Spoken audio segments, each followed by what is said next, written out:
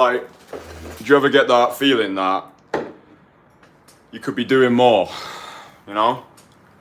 I do. And this was something that I struggled with for years. Just this guilt inside of me. Oh, Kristian, you should be doing more. You're not living up to what you know you're capable of. You're letting life pass by you 1 week, 1 year at a time.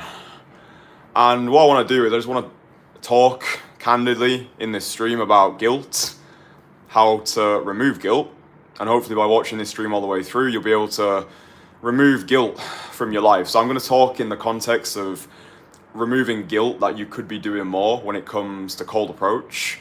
I want to talk about guilt in relationships. So maybe you're watching this and you're in a relationship right now and you feel as though you could be doing more, like you could be doing better. You could be in a relationship with a higher quality woman, but it's comfortable. You're getting regular sex. It's easy. You might have been with her for a long time, so there's emotions tied there. So I'm gonna share a really powerful story that I think will help you overcome that guilt to maybe leave that relationship, or I don't know, potentially find a path which is more suitable for you. And what else do I want to talk about? I want to talk about guilt in the sense of doing what it is that you actually want to do. This was a big one for me, like feeling guilty about letting other people down because of the decisions that I made, you know? So I don't go home very often to the Lake District, so I don't see my family that much. I'm not close with a lot of people in my family. It's really just me and my mum now. I've got some other family members that I still keep in touch with. And this was something that really, I still struggle with it to an extent. The guilt of not being there, you know, like my mum is getting older. She's not going to be around forever. So it's this emotional conflict between who I want to be, who I think I should be, and who I've always been, if that makes sense. And I think that's what guilt is. I think guilt is the war between who we are and who we think we should be. And I want to talk about other things as well, just practical things that you can do to get you out of that stage of guilt. So I'm going to talk for a long time on this stream. I really hope you boys find it useful. It's just like these dark emotions. It's weird, you know, that I've always found motivation in dark motivation. You know, like when I was first getting started with daytime approach, I wasn't motivated by happy feelings. I was motivated by guilt, shame, anxiety, stress, jealousy. And that was my driving force for a really long time. You know, like I wasn't the cool kid at school. I was thinking about this today, actually. I was at the Muay Thai gym, so I trained at the Muay Thai gym this morning, and that's something that I would never do. Even like a year ago, I would have always felt so out of place in a Muay Thai gym in Bangkok. And I was never bullied, but I was almost like indirectly bullied, if that makes sense. I was never picked for any of the sports teams. If we were doing things in gym class, I was always the last kid to be picked. I was never invited to the parties. I was always the kid on his own, walking around the playground, hiding in the toilets. It was never like, I didn't get beaten up, but I just never felt as though I fit in. I never understood how other people seem to naturally acquire social skills. I grew up in a single mother household. Dad wasn't around, didn't have any siblings. So it was kind of just me in my own little world. I used to play Call of Duty with my aunts. That was great. No scoping each other. Call of Duty, Modern Warfare 2, Rust. If you know, you know. But that was always my driving force. I always had this fuck you energy, you know, because I was never accepted. I never had the recognition that I thought I deserved. I never felt as though I fit in. I always felt misunderstood. I always felt socially ostracized.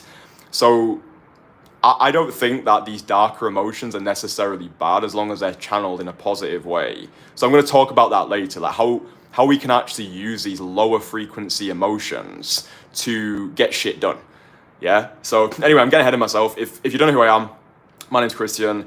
I teach daytime cold approach. So walking over to women who you find attractive, stone cold sober during the daytime, not relying on dating apps, alcohol infused nights out, not relying on social circles, but the modern day rite of passage. Yeah, we don't need to go into the wilderness anymore for 40 days and 40 nights and return as men. Everything is easy, everything is comfortable. We live in this society addicted to immediacy. Oh, I'm hungry, Uber Eats. Oh, I'm bored, Netflix. Oh, I'm horny, porn. I was trapped in this cycle for a long time. I almost felt like a spectator in my own life. And that's why I view daytime approach as the most aggressive form of self-development. It will hold a mirror up to who you are as a man.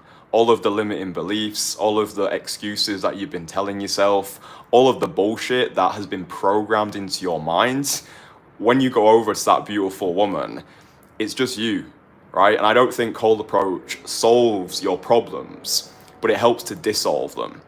Yeah, so through cold approach, I've met an incredible woman. I've gone from being a low-life loser, a porn addict, filled with all of these low-frequency emotions and no idea how to handle them.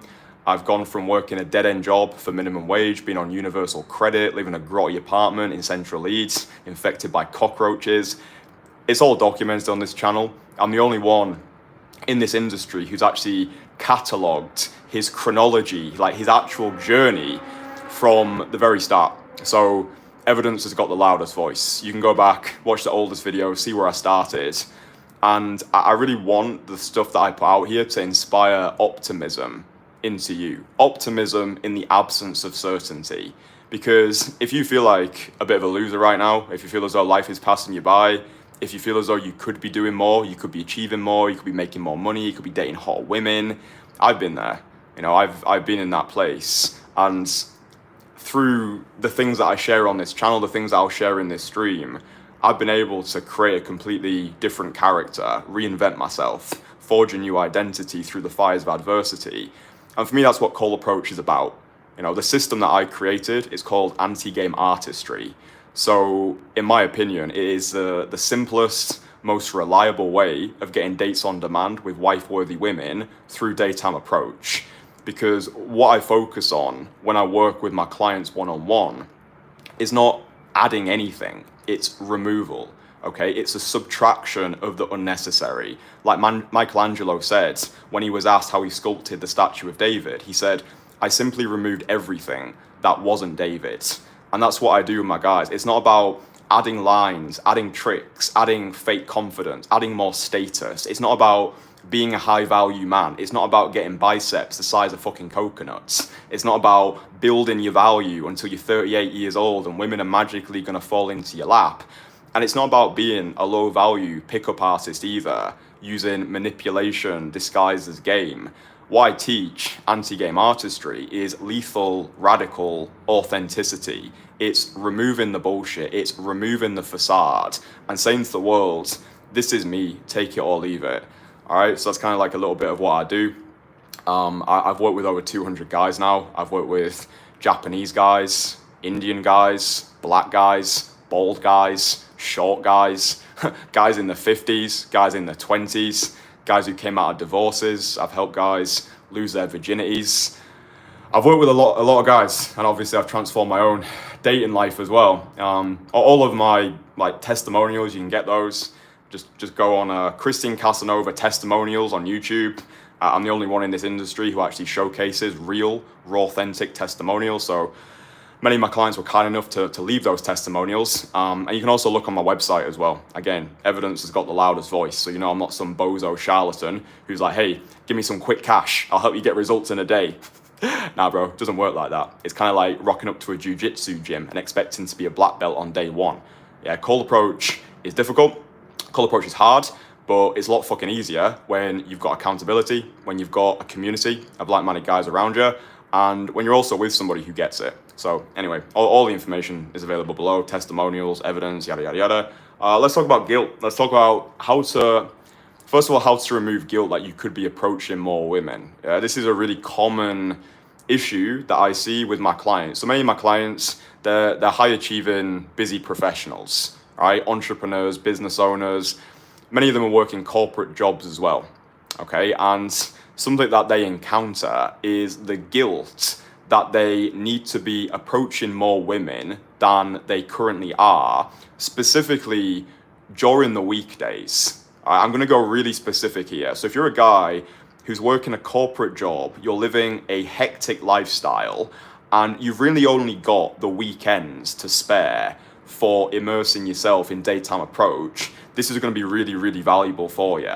So what I've found to be true after working with over 200 busy, high-performing professionals is the Dorian Yates method, right? If you know who Dorian Yates is, he was like this pro bodybuilder. I followed his content religiously a couple of years back. I really enjoyed his philosophies on life.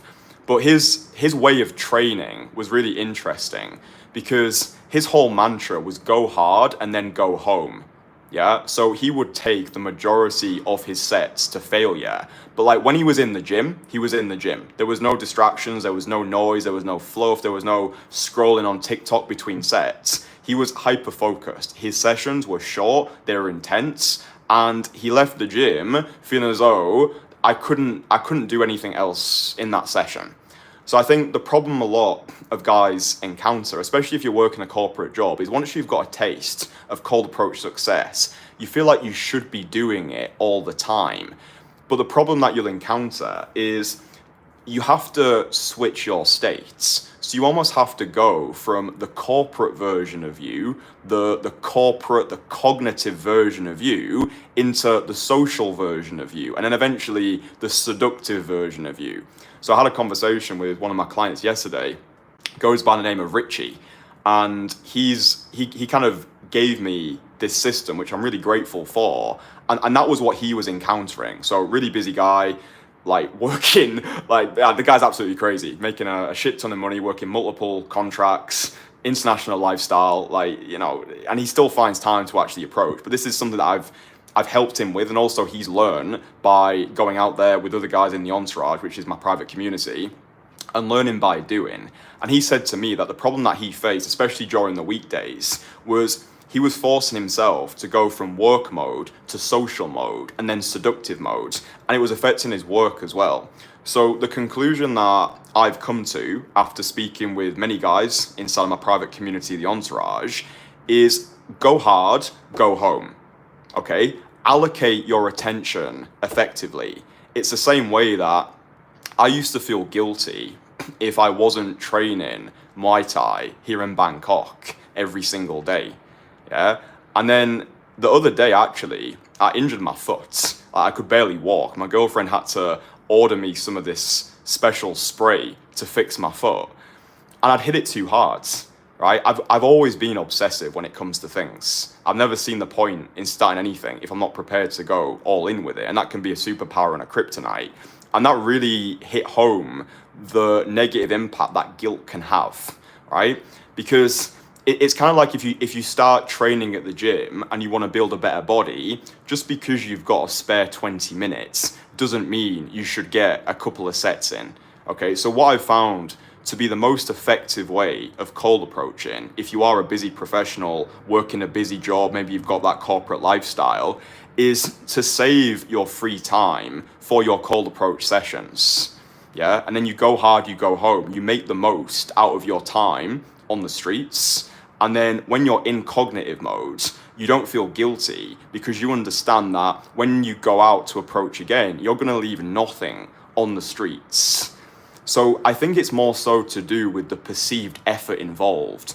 Because if you were taking your cold approach sessions to failure, which is an amazing phrase, we had an entourage group coaching call yesterday, and one of our guys, Joseph, posted that into the chat, like just cold approach to failure 2 times a week. That is more effective than half-arsing a couple of half-assed approaches midweek on your lunch break. Now, obviously, if you see an absolute worldie struck past you whilst you're outside a pret-a-manger, then fine, do it. But another issue that guys will encounter is it takes about, I would say, 3, 4, maybe 5 approaches just to start to find your flow on any given day. That's what it typically is for me. The first 3 or 4 approaches that I do, they're throwaways. I don't attach any importance to them. And I've been doing this cold approach thing for 5 years now. kind of 15 years because I was a magician for a decade. So I understand the social game. Yeah, I became a magician because I was shit scared to talk to people. So I was like, right, I'll learn magic and then maybe people will fucking love me. So I've been at this social game for 15 years, specifically with daytime call approach, 5 years. Again, the whole journey is documented on the channel. But even for me now, it takes about 3 or 4 approaches to start to find my flow, to start to feel like myself, to start to peel back the brain fog, not that, the social lethargy. Do you know what I'm saying? So if it takes me 3 or 4 approaches, and I started getting coached 6 months into this. I started getting coached, I got filmed, I got feedback, I was posting infield, random trolls on the internet were giving me actually quite useful feedback, because I think without that feedback, I would have still been shit. That was a funny thing as well. Like, I thought I would be really good at cold approach because I was a magician for a decade, and I realized performing magic on stage is a lot different to approaching a hot woman outside of Zara. They're very different skill sets. Magic taught me how to be social. Cold approach taught me how to be myself, how to be seductive, how to actually go after the things that I wanted rather than settling for what I thought I could get. We'll touch on more of that later in terms of relationships. But yeah, it takes about 3 or 4 approaches. So if you're at work on a Wednesday and you've got a lunch break coming up, I honestly don't think it's worth your time going out, doing some approaches. I'm sure people will disagree with me on this, and that's fine. I'm just saying what's worked for me and for the guys that I've worked with. I think it's more useful, especially when it comes to overcoming guilt, to signpost your weekends as, right, these are my approaching days, right? And then I'm going to take these days to failure. And then it's almost like, because you've put the reps in, you went to failure at the weekend socially, then it's almost like you've earned the rest. You've earned that off season. You've earned that period of time where you replenish and you focus on other things, like arguably more important things, like your actual work, right? Because you got to make money, right? So yeah, I think that's useful. I think that removing it depends on if you're actually taking these sessions seriously as well, because like guilt could be an indicator that you're just not doing enough. Yeah, because I used to feel guilty a lot before I really started to take myself seriously. At 23 years old, I was addicted to all of the worst toxic habits. Well, probably not the worst, but I was addicted to porn. I was jacking myself off every night. What else was I doing? I was binge eating. I had a really bad binge eating complex just to escape a life that I didn't want. I was spending money on stupid shit. Like on weekends, I would go out, I'd drink, I'd smoke cigarettes. I'd wake up the next morning, depleted bank balance, banging headache, thinking, the fuck am I doing? And I would just repeat that cycle over and over again. And, I think that's where guilt is an indicator that you are just fucking up. Yeah, so it can actually be an indicator that something needs to change. But I think if you know that you're putting the reps in, and this is why having accountability, feedback, support, like nobody should be call approaching on their own, right? This is what Joseph said inside the Entourage. He said, call approach is not a solo sport. It's a team sport, and it's also an extreme sport. It's like if I was trying to teach myself Muay Thai by watching YouTube videos. Yeah, I might be able to do it, but it's going to take me a long fucking time, right? Like thousands of hours of content, thousands of hours to implement. Even then, I'm not guaranteed to get the results. But I mean, look, if you're the specific individual that I'm looking to attract with this content, you already get it anyway. You already understand the power of coaching, of accountability, of feedback. Because the thing with cold approach is it's not for normal individuals. And I'm super selective about the guys who I work with. First of all, because my reputation is attached to your success. So I don't want the guilt and the shame thinking, I really shouldn't have agreed to work with this guy. Yeah, because I know that I can't get him the result. I should have just been honest with him. Yeah. So I'm selective about who I work with. And also I'm looking for a specific type of guy, a guy who knows he's capable of more, he's fed up of consuming content. He wants to be held to a high standard. He wants to operate at an elite level. And he also wants to get around guys who are further ahead than him. Yeah, that's the beauty of what I do, is you don't just get one-to-one coaching with me. You get access to the #1 cold approach community on the planet, the Entourage. Yeah, and a beautiful thing about everybody in the Entourage is everybody started off as shit, right? Everybody started off as white belts. So when you come in, it's this loving brotherhood of guys who get it, guys who've been there, guys who've done their immersions, guys who are completely transformed individuals, but they remember what it was like at the start, to be shit scared, to be doubting yourself, to have the perceived lack of self-worth, to think too many steps ahead, to experience failure in advance, to reject yourself on the woman's behalf. We get it. But I think with the entourage, we've got a thriving network of guys in London, and what these guys are doing is they're doing their work Monday to Friday, and then they're linking up at the weekends for these monster sessions. The guys in London a couple of weeks back, they did this 8-hour monster session. Now, I wouldn't advise doing that on your own, because I think it's just a bit fucking weird, to be honest. Like walking around the pavement 8 hours on your own. Yeah, probably talking to not that many people, getting more and more stuck in your head, feeling like some low value pickup dude. But when you've got other guys around you, they're the best days of your fucking life. They are the best days of your life. Like going out on like a sunny Saturday in central London, you've got your boys around you, your like approach anxiety doesn't exist anymore, right? If you've winged with really solid guys, you'll understand what I'm talking about. There is no approach anxiety when you've got a brotherhood around you. You're just pinging. You're just pushing each other into approaches. Oh, that girl didn't stop. You laugh about it, right? It's either going to go well or you've got a funny story. It's much easier to laugh it off when you've actually got guys with you. So the way that the London community inside the entourage is set up is the guys are working Monday to Friday, and then they're just going out and they're hitting it. They're taking their approaching sessions to failure, they're watching each other's conversations, they're stacking dates, they're giving each other feedback, then they come to the weekly group coaching calls and they talk about their wins, they share the things that they want to improve. So if you're a busy guy and you feel this guilt that you're not approaching enough, then just save your free time, go hard, and then go home. Right, I really hope that first section of this live stream is useful for you, because otherwise you're caught between two minds, right? That's what the word doubts, the Latin origin of that word, it comes from dubitare, and that word comes from the word duo, which means two. Yeah, so to be in doubt is to be caught between two minds.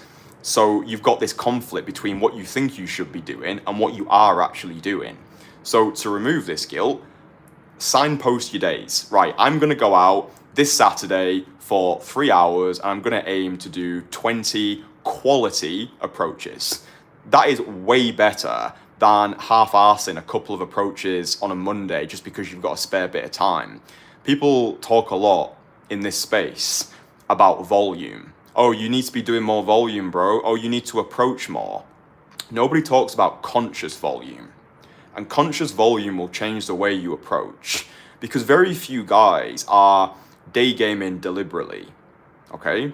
A lot of guys are just going out there and living like accidents. They think they're having great conversations. They think they're building bulletproof investment. They think that this woman can't wait to go on a date with them. Then they get flaked on. Then it's just crickets, William Shakespeare, right? So conscious volume is about identifying where you're at right now and what you need to work on each session. So this is going to be really practical. When I first started Daytime Approach, I knew that I didn't know what I didn't know. I knew there were most likely a lot of things that I was going to be shit at. I got this from Magic, because I understood when I first started Magic, okay, there's a lot of things that I don't know right now, and it's going to take me a long time by doing it on my own to actually become a magician. So when I started Daytime Approach, what I would do is I would go out into Leeds City Centre during the pandemic, when all I knew was face masks and social distancing, and I'd have my shitty iPhone, my shitty headphones, and I would record the audio of my conversations. I would get back to my grotty apartment, I would sit down, pen and paper, I would listen like a psychopath to every single conversation that I had, and then I would write down what I was shit at. So, okay, Kristian, you're talking way too fast. Your conversations sound too platonic. Your approach itself doesn't have any conviction behind it. So I would detail everything that I was terrible at. I would write it down on a piece of paper. And then the next time that I went out to cold approach, I would focus on improving one thing at a time. Because my mind, I don't know if it's just me, it can only focus on one thing, truly, at a time. So if I knew that my actual approach lacked conviction and the girl was just walking off, or maybe she didn't even understand what I was saying, maybe I was speaking too softly or whatever, that would be the intention for that session. I'm like, right, today I'm not going out for phone numbers, for dates, for happy endings. I am going out to approach with conviction, which means walking over, getting the women to stop, looking at them in the eyes, delivering a hard-hitting compliment. Like, you look incredible. You look so good. You look fucking amazing, right? So then that's what I would focus on. And then once I'd fixed that, I would focus on the next thing. So maybe my conversations were not lasting long enough. So maybe I was only speaking to these women for 60 seconds and I wondered why none of them wanted to go on a date with me. I remember this one time where I had this amazing conversation, well, I thought it was an amazing conversation, with this girl from Bristol near Hyde Park in Leeds. Saw her over the road. I was like, right, approach with conviction, Kristian. So I waddled over to her. I don't know why I used the word waddled. I wasn't morbidly obese, but anyway, I waltzed over to her and I stopped her. It was quite an easy stop because back then I didn't know how to actually approach girls once they'd walked past me. So I just always tried to stop them head on. And that was an absolute nightmare in Leeds City Centre because as soon as a girl had walked past me, what I would do is I would then like go all the way around the city in the hopes that I would bump into her again. It was an absolute car crash. So yeah, anyway. So anyway, I walked over, did my thing. You look, whatever the fuck I said. You look really good. I think I used to do all this like random shit as well. My open like, oh hi, excuse me. I just wanted to say that you look really nice. Oh, what are you doing? Like all this like weird high pitched gay best friend shit. Anyway, I thought I had a great conversation with her. I thought it was flirty fucking fireworks. Got the contact details. What word should we use now? Waddled away into the distance. Really proud of myself. And I got home. I can't remember what her name was now. But anyway, I decided to call her phone. I'm not sure why. Must have been feeling audacious at the time. It's probably the fact that I'd lost like 0.5 kilos on that walk home. Anyway, I called the phone. And it was like, I got that random woman on the voicemail, like, the number you've called is not recognized. I was like, oh, fuck, she gave me a fake number. I was distraught. But anyway, you learn the hard way or you learn the harder way, right? Throw me in hell, I'll find a way to enjoy it. No matter what, I can handle it. Cold approach will allow you to develop a bulletproof bravado, right? You'll get kicked in the bollocks time and time again. You'll realize that you're not as attractive. You'll realize that you're not as conversationally impeccable. You realize that you're just not as good as you think you are. That's why it holds a mirror up to you. So I got humbled. I got humbled hard with cold approach. I was like, right, I need some help with this, right? Because I'm getting flaked on. I was having dates that weren't converting. It was just a bit of a shit show. So that's when I was like, right, I need to get help with this. I went to London. I started getting coached. And then the rest is history. But point being is I didn't know what I didn't know. Yeah, and having at least an audio reference is useful.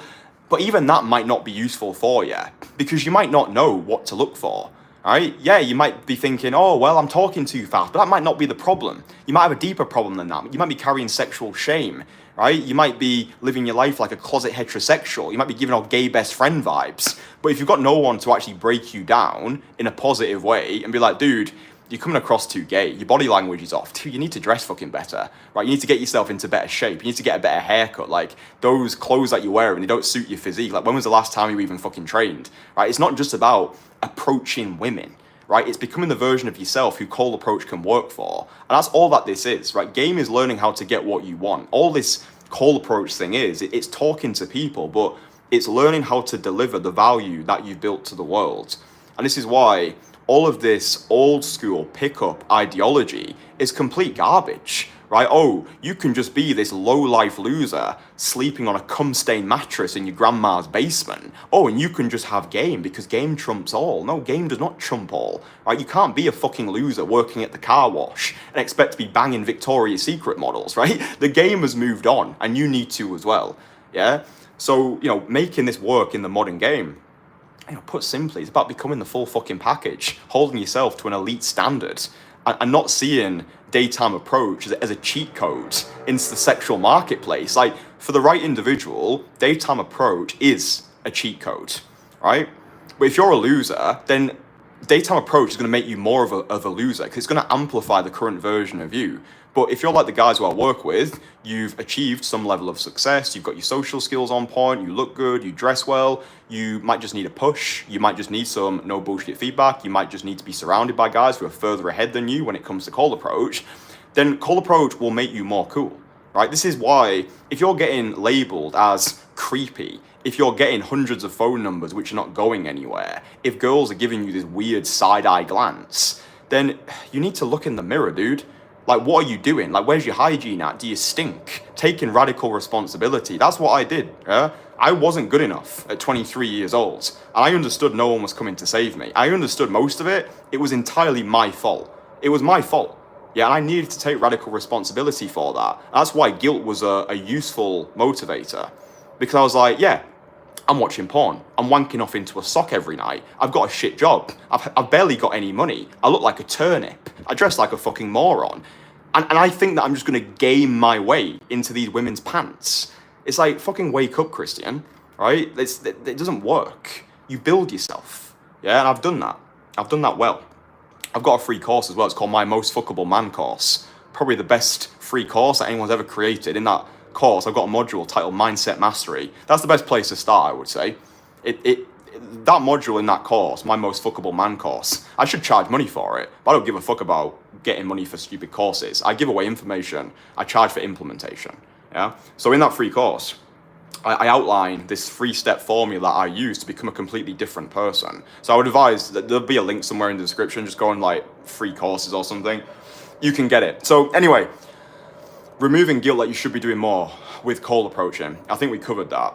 I wanna transition now to talking about removing guilt when it comes to relationships. So not many people know this, but before I decided to go all in with daytime approach at 23 years old, I was in a long-term relationship. I was in a relationship with a woman who I actually thought I was gonna marry. It's like, sometimes I struggle to even reconnect with that version of myself.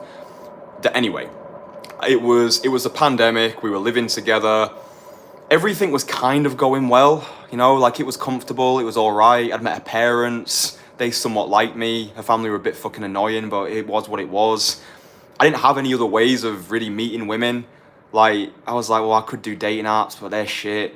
Nightclubs, not really my scene. Social circle, fucking good one. Social circle with who? Fucking grandma, got no friends. So I found myself staying in this relationship, I think out of guilt. You know, I felt as though I'd kind of almost indirectly promised this woman a future. And now I was getting itchy feet. So what happened was during the pandemic, almost by an act of divine providence, I was lying on the floor one afternoon and I went onto YouTube.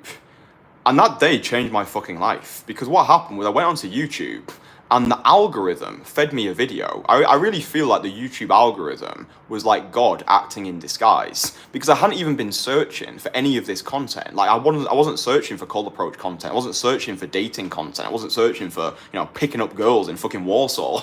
I wasn't searching that shit. So I was just scrolling like a fucking loser. And then this video just stood out to me. It was this guy, and he was approaching women in Barcelona. It was actually one of James Marshall's videos. Shout out. And I watched the whole video, and I was like, I can do this. And this Christmas tree of lights went off in my head, where it was like, in that moment, I saw the future. I was like, I can do that. I can become the best in the world at that. I can coach people. I can become the best who's ever done it. I can do YouTube. I can create a brand. I can create a business. I can build an international lifestyle. I can create wealth to take care of my mum and other members of my family. This Christmas tree went off in my mind. And everything changed after that moment, because I just kept watching videos. I kept watching them. I was like, okay, he's going out there on the streets. The women seem to be enjoying it. They seem to be receptive. He's not really doing anything that special, but they seem to enjoy this style of approaching. Because like, I think about 18 years old, I knew about cold approach. I knew about pickup. Like I knew about, you know, picking up girls on the streets, but I always thought it was fucking weird. that the guys who were doing it, it was like these weird street performers, these weird like fake confident entertainers. And I've certainly been guilty of that in the past, where it's like putting on this act, putting on this fake confidence. I just wanted to be wanted. I wanted validation. I wanted recognition. I was trying to fit myself into a box of what I thought the world wanted. Then I realized that it's freedom from bullshit. It's not about what the world wants. It's about what I want. If people don't like me, fuck them. But anyway, I was watching this content. It really resonated with me. I to this day, I really rate James Marshall. I've never met the guy. Don't watch his content anymore. But honestly, like if it hadn't been for that video, I wouldn't be speaking to you today. I wouldn't have embarked on this unorthodox odyssey. I wouldn't have built a community. I wouldn't have helped over 200. It's probably more than over 200 guys, to be honest, because I've probably helped a lot of guys indirectly. Guys who have never even worked with me, but have watched my content. It's kind of weird when you create videos, because I'm making this stream right now. I don't know who the fuck's watching it. I don't know who I'm talking to. I don't know when you're going to watch it. I don't know who you are, but I really hope that it's resonating with you. So anyway, I watched these videos and I was like, I can do this. But because I think up until that point in my life, I was always looking for something. Yeah, because I feel as though the meaning of life is the fulfillment of a promise. That's what I think. I think oftentimes we feel guilt when we're not aligned to this promise. So I believe before I got put onto this earth, I made a pact with God that I would help a generation of men live a life beyond the beige, help this society that we live in free themselves from bullshit so they can get what it is that they want. So I feel like, you know, that the fact that guilt is this war between who we are right now and who we think we should be, I think that's why, fucking hell, I hadn't even realized it. I think that's what it always was, you know? Like the whole like becoming a magician at 13 years old. Yeah, I think that was a way of me escaping. I think that was a way of, like, on the surface level, overcoming my anxiety, getting more validation, getting approval. But I think that was the former version of me looking for a way to align himself with my soul's calling. That's how I view myself. I view myself as an artist, not a pickup artist, but like a spiritual artist. And I feel as though all of the worst moments in my life have come when I've not been aligned to what I know I'm capable of. Wow, that's really powerful. So like when I became a magician, I felt aligned, right? And then when I saw this thing, that daytime approach, it was like the next evolution, because magic, it was more just about me helping myself.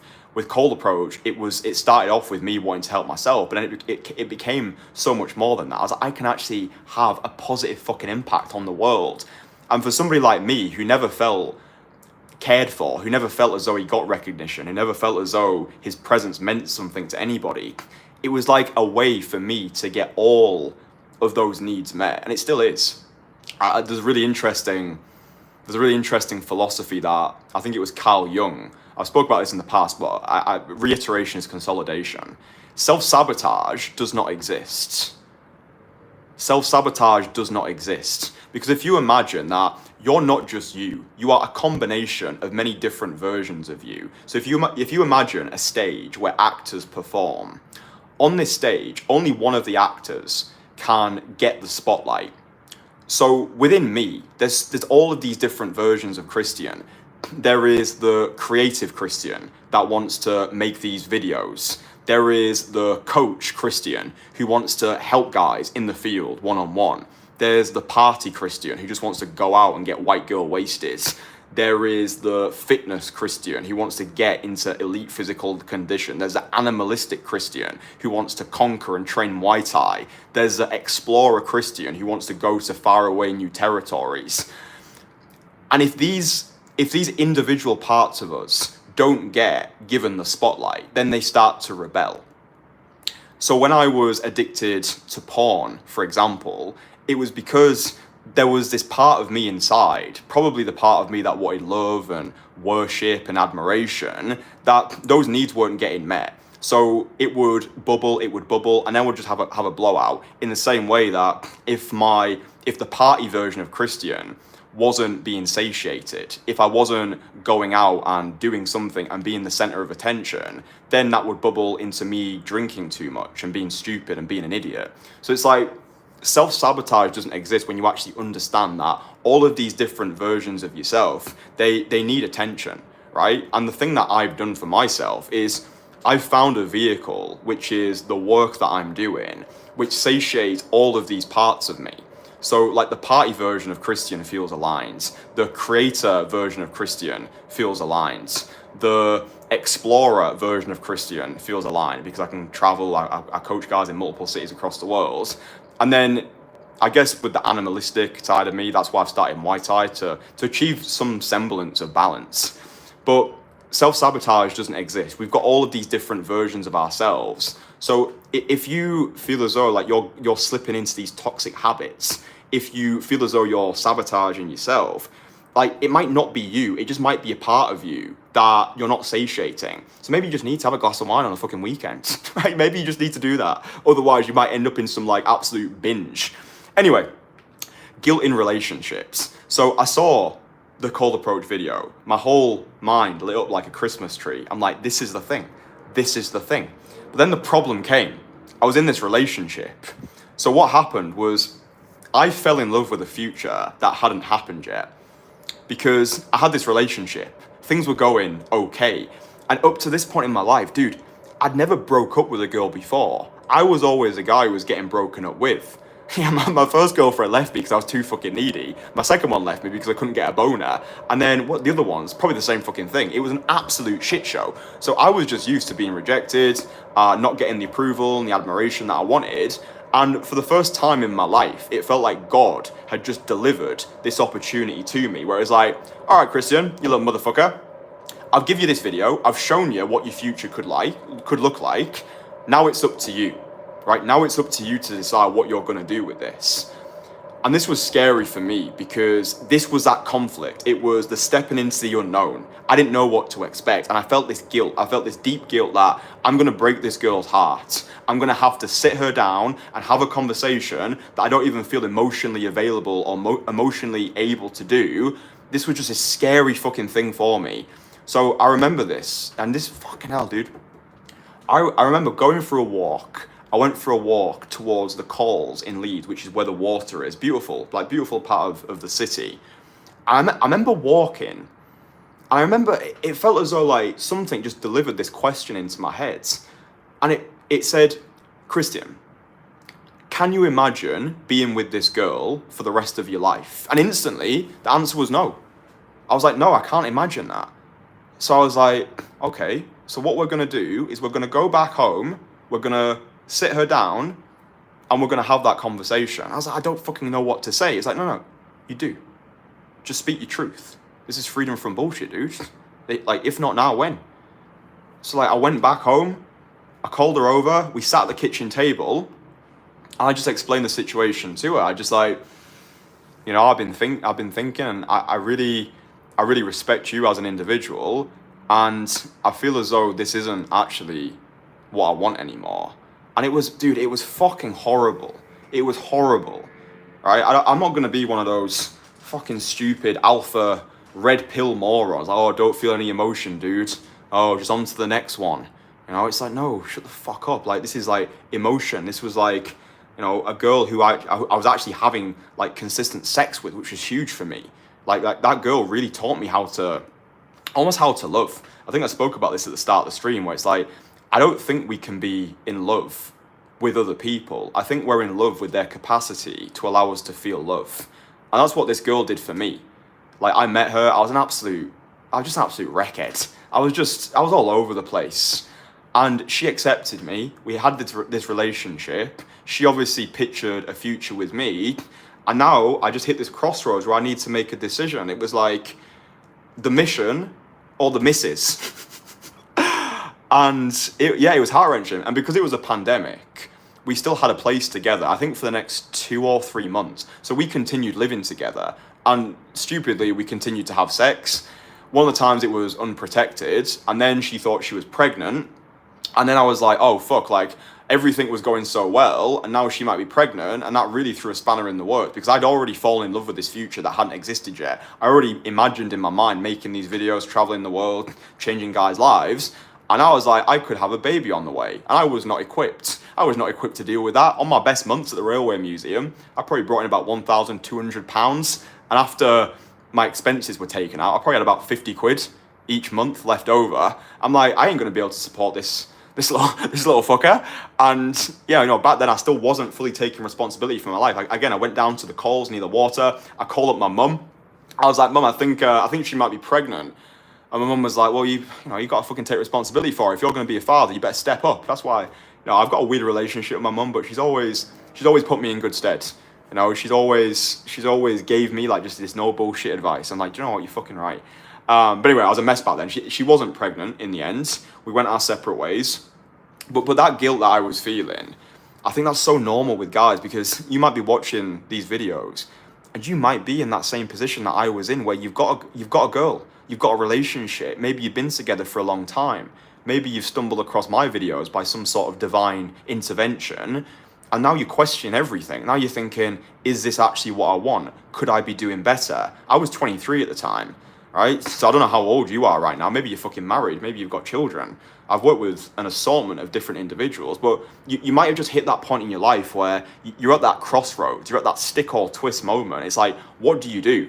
You know, like what do you actually do? And you know, I can't really advise you because I don't know who the fuck you are listening. But I think that the mindset that has helped me when it comes to making these decisions is I imagine myself 20 years from now, because I think 20 years is a useful timeline. You know, like 20 years from now, am I going to look back at this decision and think that was the best thing that could ever have happened to me? Because that's how usually things play out. Even when shit things happen in your life, the thing that I always say now is, how could I make this the best thing that could possibly have happened to me? Right? So if you have an approach that goes shit, a girl walks out on you, maybe your business goes to zero, how can I make this the best thing that could ever have happened to me? Yeah, throw me in hell, I'll find a way to enjoy it. But I think that part of my decision-making process, I don't even think I was conscious of this at the time, but it was like, I'm not just making this decision for me in this moment with this woman. I'm making this decision for a future version of myself. I'm making this decision for the future mother of my children. I'm making this decision for my future children. I'm making this decision for guys who I haven't even met yet. I'm making this decision for a higher version of me. I'm making this decision for the child inside of me who wasn't cool and calm and confident as a kid. I'm doing this to show myself that I can actually do this shit, that I don't need to be an emotional tampon, that I can make difficult decisions, and I can do hard things. So it was like this kaleidoscope of reasons. It was like, it made the decision easy because I understood that I wasn't just doing it for me anymore. And that was quite useful. But I don't know, dude. You know, you get one life. Do you know what I mean? You get one fucking life, don't you? And I don't think that you want to get to your end of your life and think, ah, shit, I made the wrong decision there. I think that's a scary thing about relationships, is you only realize you made the wrong choice when it's too late. You know? So I actually think it's quite a useful thought experiment to just ask yourself, can I imagine being with this woman for the rest of my life? And ask yourself that, like, brutally, honestly. Like, can you see yourself being with this woman for the rest of your life? For me, the answer was no. And I made the decision fast. That's what power is. It's minimizing the time between thought and action. Because I think a lot of guys, they marinate in the matrix of mediocrity. They go like they sink deeper and deeper into the comfort quicksand of complacency. And it's like, you could have made the decision then. You could have just minimized between thought and action rather than taking 5 years to do it. It could have taken you 5 seconds. I know it's scary. Like, it's just diving into the unknown, isn't it? But yeah, I get it. You know, the guilt surrounding relationships. You probably want to be a protector. You probably don't want to send the girl out into the wilderness. Maybe you sold her a dream. Maybe you sold her the happy ever after. Maybe you position yourself as the husband or the capital B boyfriend, and you never had that intention. You were just scared of not being wanted. You were just scared of sleeping alone. Now, I get all that. So yeah, guilt in relationships, that's a real thing. But I fell in love with a future that hadn't existed yet. And I just imagined what would be the best case scenario of me ending this relationship, and the positives outweighed the negatives. Yeah, it's just crazy though. It's crazy how these pivotal moments in a man's life, I look back on it now and I'm like, you know, people always say, you know, I remember that shit like it was yesterday, but I actually fucking do, man. Just walking down the water, sitting her down, having that conversation. I was like, this doesn't even feel like me. You know, this doesn't even feel like me right now. And it wasn't me. And that's the whole point of this game. That's the whole point of this. It doesn't feel like you. And that's the whole essence of what I do. Yeah, the thing that I teach, it's like the current version of you needs to die, because the current version of you has got you to where you are today. This is me talking to myself. The current version of you, Kristian, has got you to where you are today. So if you're not happy with the life you live in, the woman you're dating, the money you're making, then it's on you to change that. Yeah. So you need to become a new person. You need to become we become what we pretend to be. It doesn't mean fake it till you make it. It's believe it so you can become it. So if you've got a crystal clear idea of who you want to become, you make your actions aligned with your ambitions, and you have delusional optimism at the start that you can become that version of yourself. Again, I outline this in detail in my Most Fuckable Man course. It's a free course. You might as well fucking download it. Mindset Mastery. It outlines that process for you that I literally did to become a completely different person. Let's just take a little water break. If you're enjoying this stream at the moment, drop it a like. I appreciate you boys and women if you're watching this, or my ex-girlfriend's not watching. But yeah, just drop it a like. I don't know how many people we've got watching at the moment, but it takes about 2 seconds to twiddle your fucking thumb or whatever digit you're using. But yeah, drop it a like if you're listening to it on repeat as well. I really appreciate you, gentlemen. I hope you're enjoying this. I really hope it's helping. But yeah, I mean, the next thing that I wanted to talk about in terms of guilt is the guilt of putting yourself first. This kind of ties really nicely into the guilt of ending a relationship, because that's what I was doing. Yeah, like I was putting myself first, right? And you know, I've traveled to a lot of places now. I've coached a lot of guys. I've done things that I genuinely never thought that I would do. You know, I've come out to fucking Bangkok. I lived in Brazil. I've jumped out of airplanes. I've done solo skydives. I became a fucking magician. I've put myself out there online. I've become this, like, whatever the fuck. This was never in, like, this never really, I guess it was in my life path, but I never truly believed it until it happens. You know what I mean? And it's like, sometimes I still grapple with that. I'm like, yeah, I could be doing more. Anyway, the guilt that you're putting yourself first, this is something that I've struggled with so much. Fucking hell, where to start with this one? You know, all these things that I've done, and all of the places and all this shit, it's like the people that matter to me. I've got a very small pool of people, family wise. Like, I understand they're not going to be around forever. So when I left my 9-to-5 job, you know, I left my 9-to-5 job. I had £3,000 saved up in my bank account. I remember being on the train, commuting to my shitty job at the National Railway Museum, and I was browsing Airbnbs, and I saw an Airbnb in Krakow, Poland. It was like £296 for the entire month. And I was like, for £296 for an entire month, I can get an Airbnb in Krakow, no electricity, no Wi-Fi. I mean, it has these things. I mean, they weren't included. I'm not living in a fucking hovel. But like, I could drastically decrease my bills, and I could go full time on this coaching thing, because like, up until this point, this was just a fantasy. Like, I was working my 9-to-5. I was reading business books. I was reading self-development books. I was like bumping podcasts on the way back from the museum. I was doing everything, but it was like the moment presented itself in the same way that when I was living with my girlfriend, this video got planted onto my screen. In the same way that when I walked down to the calls, this question got planted into my head. I was on this train, I was on an Airbnb, and this Airbnb in Krakow was just there. And I was like, this was another Christmas tree moment where I'm like, you know, in Leeds, my expenses were so expensive, I could barely afford to get by each month. I'm like, I could leave my job with the small amount of money that I've got saved up, because I was doing coaching. Like, I was working 3 jobs back then. I was working my 9-to-5. I was working as a magician at weekends, and also I started to get coaching gigs as well. I actually started off coaching for free at the start. So my deal was pay for my train fare, and I will coach you in your city 1-to-1. So that's how I started. I just had this hustler spirit. I didn't give a fuck what it took. I knew that I was going to make it. You know, I didn't give a fuck how long it was going to take. I didn't give a fuck what I needed to do. I didn't give a fuck. I just knew that what I wanted was a lot better than what I've currently got. Yeah, so that insatiable appetite, I've got no idea where it comes from. Probably fucking trauma. But there was no other alternative. It's like, I'm going to make it. I'm going to die fucking trying, because what's the point? You know, what's the fucking point? So I remember being on this train, saw this Airbnb. I'm like, this could be my future. Like, this could be my future with a little amount of money that I've got saved up. Now I can go all in. Now I can apply all of my emotional bandwidth into this coaching thing. So that's what I did. And it was crazy, because it was kind of like when I broke up with my relationship, broke up with my girl. I went into work on that same day. I got a meeting with my manager, and I said to him, like, basically I handed my notice in that day. And again, that is just not something that I would do, because the old version of me would have just thought way too many steps ahead. Like, oh, but what about security? What if it doesn't work out? Oh, but these people have been so good to you. Like, you know, I was really appreciated at the National Railway Museum. Like, I gave public talks. I was actually probably the best speaker that museum had ever fucking had. It was very taxing. I was just like on my feet all day, you know, doing all these like shows and public talks. And, you know, they liked me. They liked me at the museum. So I felt as though I was letting people down as well. You know, I had this guilt attached to, oh, I'm putting myself first now. You know, I'm putting myself first. What if I let these people down? You know, oh, they're going to be short-staffed. How are they going to be able to replace me? All this bullshit in my head. So it's like belief follows action, right? So rather than ruminating, I made the decision. I was on the call to my mum, not when I was handing my notice in, but on the train. I remember calling her up and I was like, Mum, here's my plan. What do you think? And she was like, well, if it all goes tits up, you can always just go and get another shitty job again, can't you? It's like, yeah, you're fucking right. So that's, you know, like the worst case scenario is very rarely the worst case scenario. You just go back to where you started.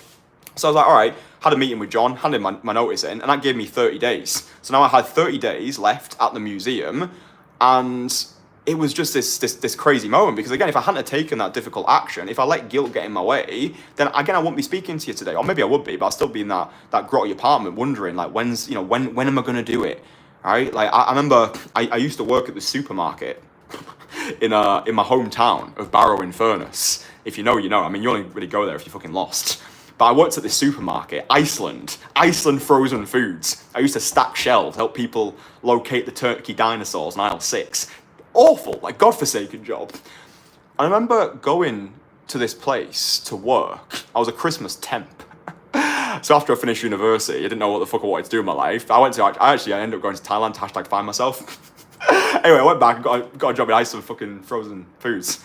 And I remember clocking in there every day. I remember looking at the people that I was working with, and all they would do is complain about how shit their lives were. They just complained about how much they hated Iceland's frozen foods. I used to ask them, oh, so like when do you think you're gonna leave? And they would look at me like I just killed a fucking goose. It was like, oh, well, what do you mean? I was like, well, you don't like it here, so like what's the plan? And, you know, a lot of them were like, oh, well, you know, like I'm gonna build this startup, you know, like once I've got some money together. And then they would just go on to this absolute, like, random expostulation.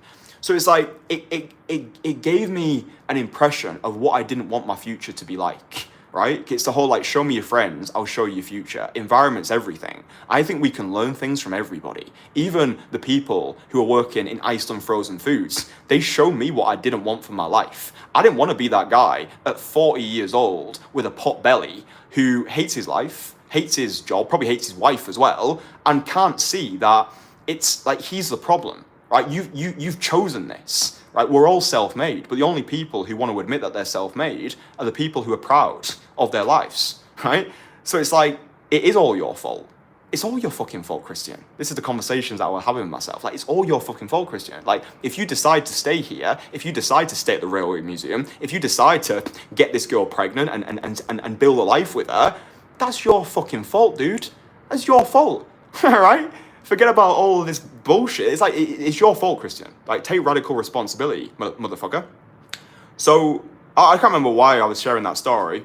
Anyway, this guilt, the guilt of putting myself first. So once I started living my international lifestyle, because Krakow gave me a taste of what was possible, it was just weird, dude. Like I was finally doing the thing that I wanted. I was making videos every day. I was creating content. I was coaching guys. Like guys were flying into Krakow to like work with me one-on-one. It was like fucking crazy. I was like, Jesus.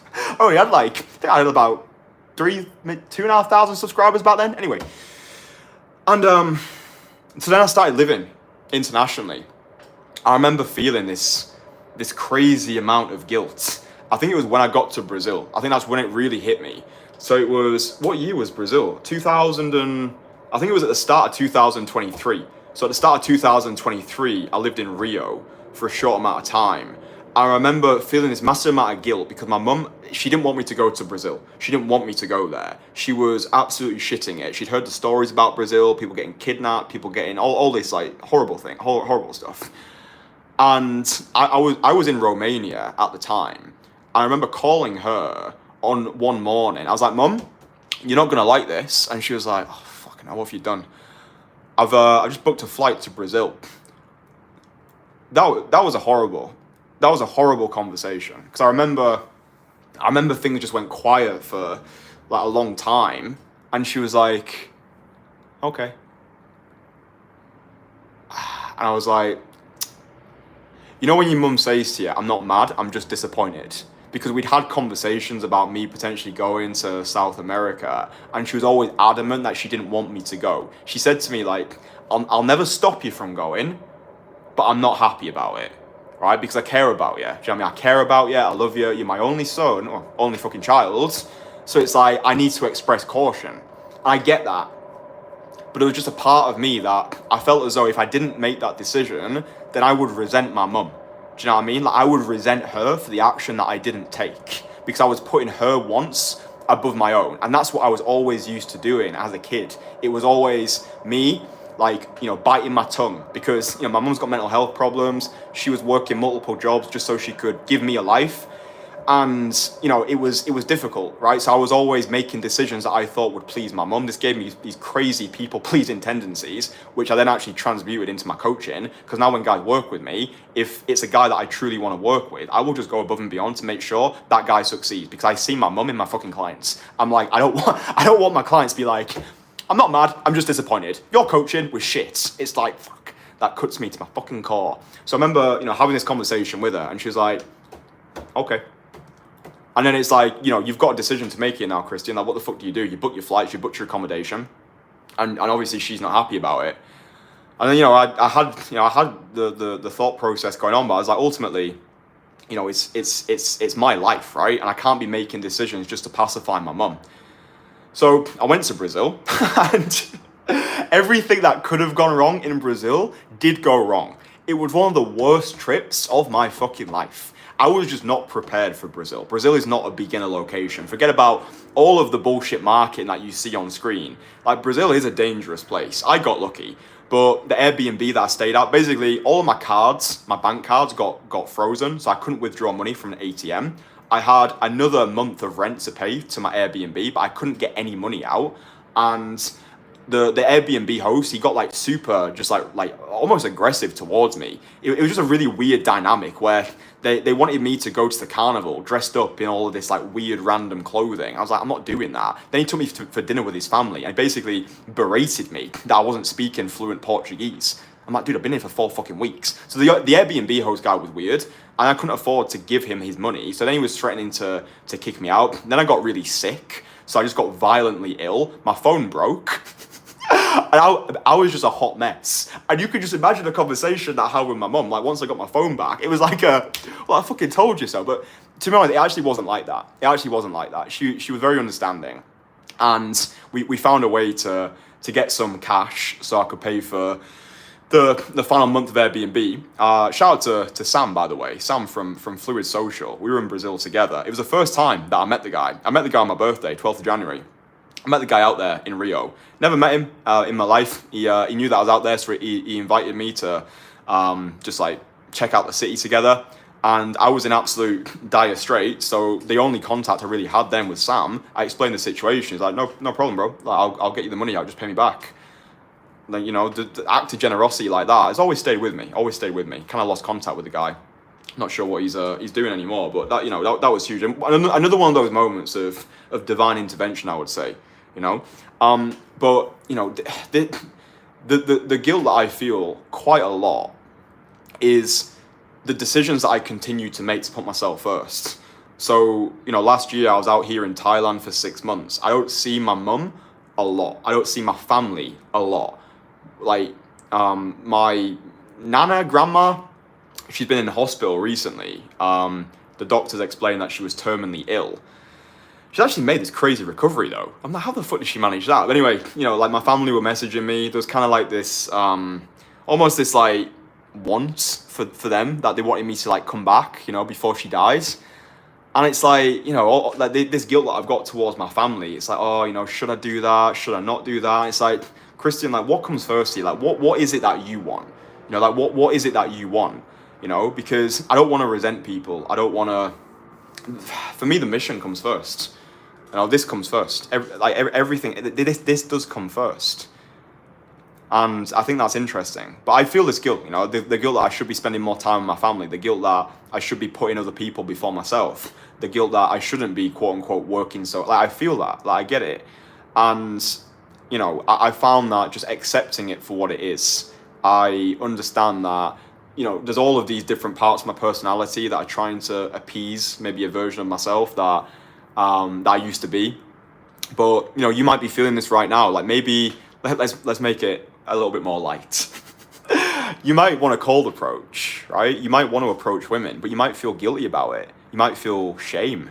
Yeah, you might be worried about, oh shit, what if I go out and approach? And what if my colleagues from work see me? What if my friends see me? What if my family find out? What if I get approached? What if I get approached by the fucking boyfriends? What if people see me getting rejected in public?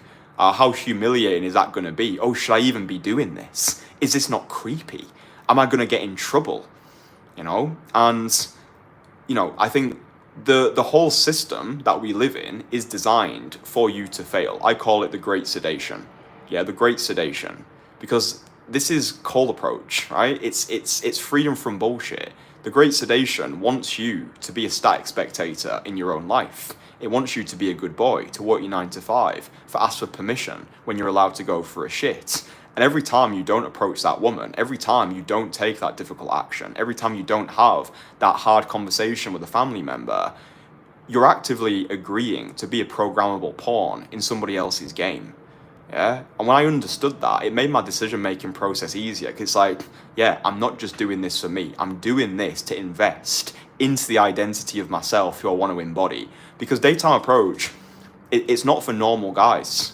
Yeah, this is a realization that I had. Like, daytime approach is not for normal men, right? If you want to be a normal guy, living a normal life, dating ordinary women, making ordinary money, if you're happy just being normal, I don't think daytime approach is for you. I certainly, working with me is definitely not for you. I ain't trying to work with normal dudes who just want to make average cash and date average women. Like, I want the guys who want it all. I want the guys who want to be elite. I want the guys who have this calling inside of their soul where they're just pissed off, where they're like, I know I can do more. I know I'm capable of this shit. Like, fuck the world. Fuck what my parents think of me. Fuck what the people at school used to say of me. I don't give a fuck if I used to be a loser.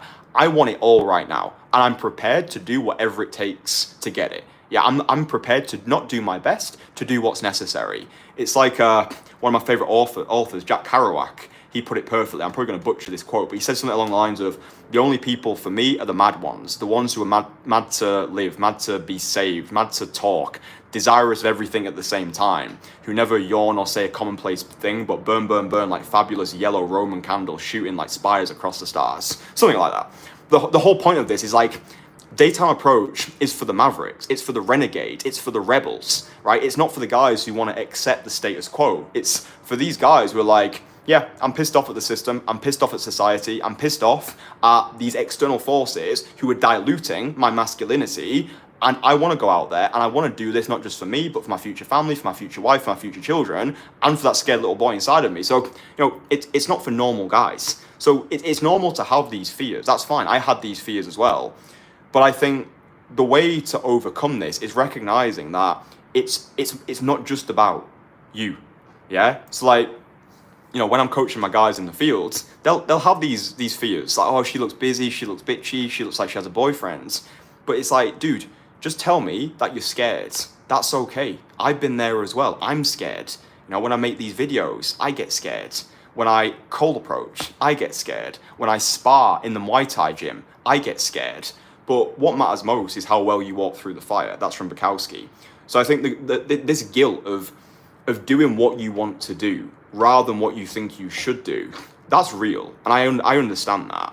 But I think just the mental reframe that's really helped me is understanding that it's more than just about you. It's freedom from bullshit. It's stripping back all of the layers of conditioning, connecting with your most authentic self, and recognizing that your internal might not have caught up with your external yet either. I see this a lot with the high achieving guys that I work with. Like, they've got the looks, they've got the money, they've got the status, they still can't pull a muscle. It's like working your bollocks off to buy a Lamborghini and then being too scared to drive it, right? So your internal might not have caught up with your external. You might still feel like the ugly duckling on the inside. So like, if you've got a lot of guilt around cold approaching, then for me, you just need more conscious volume. It takes about 100 direct approaches to start to develop proficiency, to start to silence those voices in your mind. I would say by 10 approaches, that voice will have diminished somewhat. By 50 approaches, you'll probably start to enjoy it. It depends on how condensed of a time frame you get these approaches in. I recommend that people have an immersion week, right? If you're adamant that you're going to do all this on your own, have an immersion week, book a week off work, aim to do 15 direct approaches every single day for 7 days. By the end of the 7 days, you've done 105 direct approaches. Now you've got momentum behind you. Now the limiting beliefs around cold approach are probably going to start to diminish. You're probably going to start to feel more confident. You probably prove that you can actually do this. And then it's about maintaining that momentum to implement it into your busy lifestyle. Again, I take care of all of this for the guys that I work with, right? So you can get the skill from me in a couple of days, and then I hold you accountable. I introduce you to a ready-made network of like-minded guys. I've set up this program in such a way that it's impossible for you not to succeed. Like, if you are the type of guy that I'm looking to work with, then you will get to where you want to get to. Like, it is actually guaranteed. And the reason I can say that now with absolute certainty is I've already done it for over 200 guys. Again, look for Kristian Kasanova testimonials on YouTube. Click the link below, look at my website. It's flooded with case studies, evidence, authority. The word authority, author, meaning proof of work, right? Confidence, confidence, meaning with faith. The way you have faith in yourself is by stacking evidence that you are the version of yourself who you think you are. And in order to do that, you just take massive action, right? Because belief follows action. So if you haven't done an approach today, go out and do one. If you haven't done an approach this week, go out and do one. But if you're a busy guy, then maybe save it for the weekends. Guilt. How to remove guilt. I think we're making some good progress on this one. But again, drop it a like. We'll take a little water break. If you haven't been enjoying it, drop it a like. And we'll get cracking. What else time is it? I've got a call. I'm in 45 minutes. Shouldn't feel guilty about that. What else have we got on this list? But yeah, drop it a like if you're enjoying the stream. I appreciate it. Yeah, I mean, look, the final section really was using doubt as your fuel. So I've kind of already talked about that, but you know, these darker emotions, they can actually be useful. That's what I've always done. I don't think it's sustainable, but I think it can help you get the rocket off the launch pads. There's this really cool analogy actually, whereby I think it's like when a rocket gets into orbit, it releases some of its fuel canisters. So it's like the thing that got you here won't get you there. I think it's great at the start. Like, use whatever motivation you need, whether it's depression, whether it's guilt, whether it's shame. But I think the more that I've ascended, the more I start to lean more towards lighter emotion. So like when I'm making this stream, I do think I'm operating from a place of love. Yeah, in the past, I would have probably operated from a place of shame and guilt, like, oh shit, you know, I really hope that this is good. I really hope people like me. I really hope I get the recognition. That's still there. But now it's like, I just want to give. You know what I mean? Like, I just want to give. And I hope that is what is oozing out of me right now. Like, I just want to talk. I want to create. I want to give. I think that's coming from a higher frequency place of love. And I would say probably one of the most practical things that you can do if you're suffering with a lot of guilt and low frequency emotions right now is find activities that get you into a high frequency state. So I've spoke about this a lot, but when I wake up in the morning, usually I'm not really feeling my best. I'm usually flooded with the avalanche of anxiety. I'm getting bombarded by bullshit. I'm thinking about all the things that I need to get done in a day. And my mind just wants to claw me back into the bed and be like, oh, don't worry about it, Kristian. Be lazy today. Chill out. So it's like when I wake up in the morning, regardless of what I've already achieved the day before, it feels like I'm starting off blank canvas. And it's up to me to continue being the version of myself that I know I'm capable of being. And that's why relationships, I think this is why relationships turn to dust. It's because most people fall into relationships with strangers. If you want a relationship to work, and this is learned by me through like countless trial and error, like I'm in a relationship right now, and for this relationship to continue to be healthy, I need to continue being the version of myself who my girlfriend fell for in the first place. I think the reason why most relationships fail is because the guy doesn't want her, the guy just wants someone. And usually the guy has not experienced true romantic abundance. So it's like, oh, she'll do. Right? That's what it was for me. For the first 23 years of my life, probably more, it was always these opportunistic relationships where, oh, she's kind of hot, she'll be my next girlfriend. And I was never really choosing from a place of power. It was always from a place of lack. And through daytime approach, it allowed me to finally experience true romantic abundance, where I finally felt in control of my dating life. And that's what abundance is. Abundance is not always having, it's knowing you can have. One of our entourage members said so poetically, for the first year of approaching, you fall in love with abundance and not with women. Because if you prioritize the skill rather than the women after the first year, you'll never feel needy in your life again, because you know, even if this relationship turns to dust, yes, you'll be sad. Yes, you'll probably mourn the death of that relationship. Yes, you might grieve. Yes, you might feel guilt and shame. But now you know that you can have. And I've never felt this before in relationships, where even if this relationship turns to dust, I truly know that I'll be okay. And I've never experienced that before. You know, I would just go on these weekend benders. I'd be doing all these toxic habits. Like when I got broken up with, time and time again, I would always go into self-destruction mode. But because of daytime approach, I now know that I've become the version of myself who knows he can have. In the same way with self-made millionaires, if they lose all their money, they typically will make it back because they've acquired the skills and they know they can have. But if a lottery winner makes the money, like if a lottery winner loses the money, they usually lose the money because their fortune was based off of blind luck rather than skill acquisition. So it's like, now I feel as though I am the money, I am the love, I am the guy. Rather than acquiring these external things, I now embody them, right? So it's like, I am abundance, if that makes sense. So I think what is really useful is for you to have the most thriving relationships, I would say commit to a full year of daytime approach, because I think it's useful as well to continue approaching even when you are in a relationship. Again, you want to continue being the version of yourself that she fell for in the first place. So I've got my relationship out here. When I go back to Europe, I make my videos, I create my content, I do my approaches. I don't pursue anything with the girls on camera. I say this time and time again, but guys are always asking like, oh, did you go on a date with this girl? Or what happened with this girl? Nothing fucking happened. I don't give a shit about these girls. I've got a beautiful, wife-worthy woman at home. I don't give a shit about these girls on camera. They're just for demonstration purposes. But I want to continue being that version of myself that my girlfriend fell for. I don't want to become this fat, lazy slob who's just eating ice cream and watching Netflix every single evening. I mean, I do enjoy eating ice cream. But do you get what I'm saying? So I think like, even like if you're a guy who's coming from scarcity, you don't want to get into a relationship with the first girl that you meet through daytime approach. This is what happened with one of our guys actually. Had this one of our guys in the entourage, 43 years old, just came out of a divorce. On his, I think it was his 13th approach, he got himself a 19-year-old girlfriend before he even did any in-person coaching. He literally signed up, he joined the community, he got around the guys, and that's the power of the entourage. That's the power of having guys, like absolute social savages around you. 13th approach, got himself a 19-year-old girlfriend. That relationship didn't end that well, and he said, look, I completely fucked that one up because I didn't become the most abundant version of myself. I cashed in too early, right? So you learn the hard way or you learn the harder way.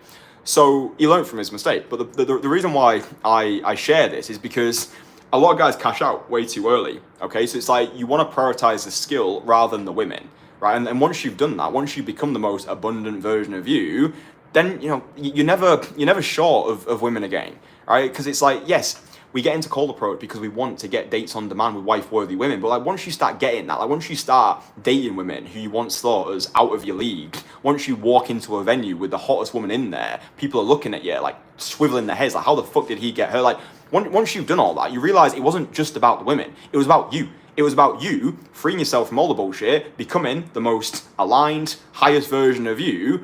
And through that process, you just feel, I would say, more whole, more complete. And you get to this point where it's like, yeah, cool, I can actually do shit now. Like no matter what, I can handle it.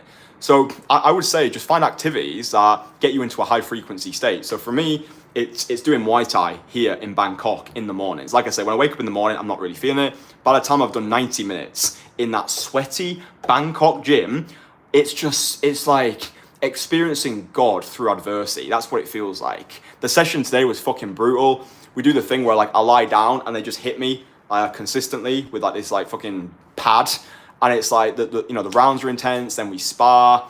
The air conditioning is not very good. It's just I just love it. Do you know what I mean? It's like I feel like I'm paying my dues at the start of the day. I just love that. I just love the intensity. Do you know what I mean? I love the intensity. I love it. I just like I enjoy the pain and feeling as though like I've earned this feeling. Do you know what I mean? So then when I finish the Muay Thai gym, I feel more high frequency, and then I make this stream. Right? But if I tried to make this stream at the start of the day when I'm in this low frequency state, I probably wouldn't connect with you that well, right? So I found a way to almost systemize my creativity where I start off with a physical activity, and then I'll typically do a creative / social activity. So Muay Thai followed by live stream. And that really helps me get into this flow state where I feel more abundant. And then after I've done both these things, I'll, spend time with my girlfriend, I'll speak to my mum, maybe I'll go on a walk around the park, maybe I'll start planning a new video, maybe I'll check in with my clients, maybe I'll message guys in the entourage in our private WhatsApp group. So it's like, I've kind of systemized a way for me to feel more abundant. So it's just like brutal Muay Thai session. I think, for a lot of guys, I think they're not really pushing themselves hard enough. Like doing just call approach on its own, like it's not enough. You know what I mean? You don't want to be that guy who's on a date with a woman and she's like, oh, what do you do? Well, all I kind of do is work and fucking talk to women. You know what I mean? So again, it's been the full package, isn't it? I love, I just love these high adrenaline activities. I love call approach. I love jumping out of airplanes. I love fucking Muay Thai. I love making these streams. I don't know, man. I just love the intensity of it. That's how I train my guys. Do you know what I mean? Like, I'm not here to be your friend. I'm here to get your results. And you work with me, you'll get the best fucking results in this whole industry. And again, I can say it with certainty because I do it time and time and time again. You need to be the version of yourself that's ready to work with me. You need to be serious. You need to be ready to be held to a high standard. You need to be ready to train with me hard in the field. And I'll get you to where you want to get to. All right? I've worked with guys in their 50s, Japanese guys, Indian guys, black guys, short guys, bold guys who thought it was too late, guys who thought they were too young, guys who had all these self-limiting beliefs thinking, oh, does call approach even work anymore? It's 2025. Should we not just be on Instagram and swipe? It's like, of course it fucking works. It's just talking to people. How do you think our fucking parents met? It's talking to people, dude. That's all it is. But overcoming guilt. This has been the stream. Hope you've enjoyed it. If you have, drop it a like. If you absolutely hated this stream, if you hate me and you think I'm a weirdo, and I fucking love you. I've done my job right. Polarize. That's what we need to do. Polarize. Polarize, attract your people, repel the rest. If everybody likes you, you're not living. But anyway, drop the live stream a like. I love you all very much. And I hope that this one has been useful. All right, love you. Mwah.